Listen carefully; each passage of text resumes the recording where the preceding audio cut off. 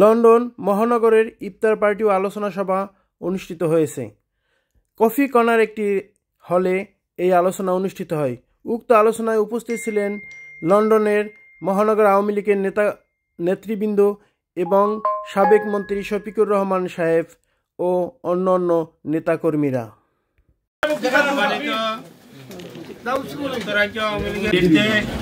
আমরা সবাই ঐক্যবদ্ধ থাকতাম, দেশের মানুষের লোকে যোগাযোগ রাখতাম, দেশের গরিব দুঃখী কর্মী দেখাশোনা করতাম।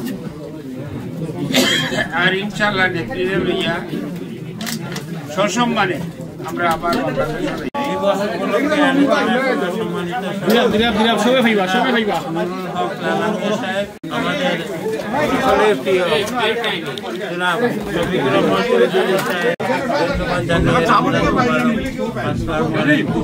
আজকে বঙ্গবন্ধুর ১০৫তম জন্মবার্ষিকী দাঁড়িয়ে অন্তত গভীর শ্রদ্ধার সাথে বঙ্গবন্ধুর স্মৃতির কথা মনে করছি। আমি একজন সেই বিরল সৌভাগ্যের অধিকারী যার সুযোগ হয়েছিল সামনাসামনি বঙ্গবন্ধুর সাথে সাক্ষাৎ করার, তার সাথে কথা বলার, তার সাথে আলাপ আলোচনা করার। বঙ্গবন্ধু এমন একজন নেতা ছিলেন যাকে বিশ্বের যে কোনো মাপের নেতার সাথে তুলনা করলে সম্ভবত তিনি সবার উপরে থাকবেন। অন্তত আধুনিক কালের বিংশ শতাব্দীর বা আরও ২-১ শতাব্দী যদি হিসাব করি, সেই হিসাবে বঙ্গবন্ধুর সমকক্ষ নেতা পাওয়া খুবই মুশকিল। তার মতো কৌশলী, তার মতো পরিশ্রমী, তার মতো ত্যাগী, তার মতো মানুষের প্রতি ভালোবাসার পাত্র নেতার সত্যি এই যুগে খুবই অভাব ছিল। এবং তিনি যে উদাহরণ রেখে গেছেন আমাদের সামনে, সেই উদাহরণ আগামী অনেক বছরে আমরা হয়তো আরেকটি উদাহরণ পাবো না।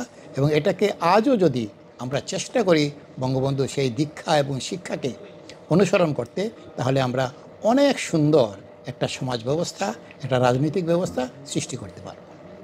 জাতির জনক বঙ্গবন্ধু শেখ মুজিবুর রহমানের ১০৫তম জন্মবার্ষিকী উপলক্ষে লন্ডন মহানগর আওয়ামী লীগ কর্তৃক আয়োজিত মহান স্বাধীনতা দিবস উপলক্ষে এবং বঙ্গবন্ধুর জন্মবার্ষিকী উপলক্ষে আজকের এই আলোচনা সভার সাথে সাথে ইফতার পার্টিতে আমরা অংশগ্রহণ করেছি। খুব ভাবগম্ভীর পরিবেশে আজকের এই অনুষ্ঠানগুলি উদযাপিত হয়েছে। আমি ধন্যবাদ জানাই লন্ডন মহানগর আওয়ামী লীগকে, ওনারা একটা সুন্দর আয়োজন করেছেন।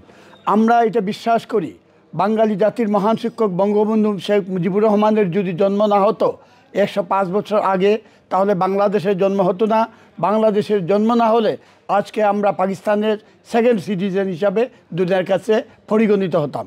তো আমরা বঙ্গবন্ধু মহামানব, সর্বশ্রেষ্ঠ বাঙালি বঙ্গবন্ধুর আজকের আত্মার মাগফিরাত কামনা করি। এবং আমার বিশ্বাস, উনারই মেয়ে মাননীয় প্রধানমন্ত্রী জননেত্রী শেখ হাসিনার নেতৃত্বে আমরা ১৪ বছর দেশে উন্নয়নের জোয়ার বয়েছিল এবং সেই উন্নয়নে হিংসান্বিত হয়ে যেই মার্কিন সাম্রাজ্যবাদ তথা বাইডেন হিলারি ওরা ষড়যন্ত্র করে ২৯ বিলিয়ন ইনভেস্ট করে বাংলাদেশের স্বাধীনতা বিরোধীরা, রাজাকার আলবদরদের নাতিপুতিরা এবং ধর্ম ব্যবসায়ীরা, দর্শনকারী মুমিনুল হকরা, ওরা সকলেই ষড়যন্ত্র করে আমাদের নেত্রীকে দেশত্যাগ করতে বাধ্য করেছে।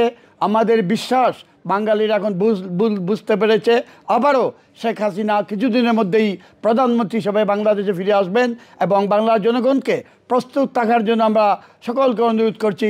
অচিরেই আমাদের শুভ দিনে উদয় হবে। জয় বাংলা, জয় বঙ্গবন্ধু, জয় শেখ হাসিনা। লন্ডন মহানগর আওয়ামী লীগ কর্তৃক আয়োজিত আজকের এই ইফতার মাহফিলে আমি স্মরণ করছি হাজার বছরের শ্রেষ্ঠ বাঙালি জাতির জনক বঙ্গবন্ধুর জন্ম না হলে আমরা একটি স্বাধীন বাংলাদেশ পেতাম না। যে নেতার জন্মের জন্য আমরা একটি পতাকা পেয়েছি, একটি দেশ পেয়েছি, সেই নেতার প্রতি আমি যুক্তরাজ্য স্বেচ্ছাসেবক লীগের পক্ষ থেকে গভীর শ্রদ্ধা জ্ঞাপন করছি এবং ঐক্যবদ্ধভাবে স্বাধীন বাংলাদেশের পতাকা, দেশ স্বাধীনতা রক্ষার জন্য ৩০ লক্ষ শহীদ, ২ লক্ষ মা বোনের ইজ্জতের বিনিময়ে সেই স্বাধীনতা আজকে বুলণ্ঠিত হতে যাচ্ছে। মুক্তিযুদ্ধের সকল শক্তি ঐক্যবদ্ধভাবে আমাদের দেশকে এই দুর্যোগ মুহূর্তে রক্ষা করার জন্য আমি আহ্বান জানাচ্ছি।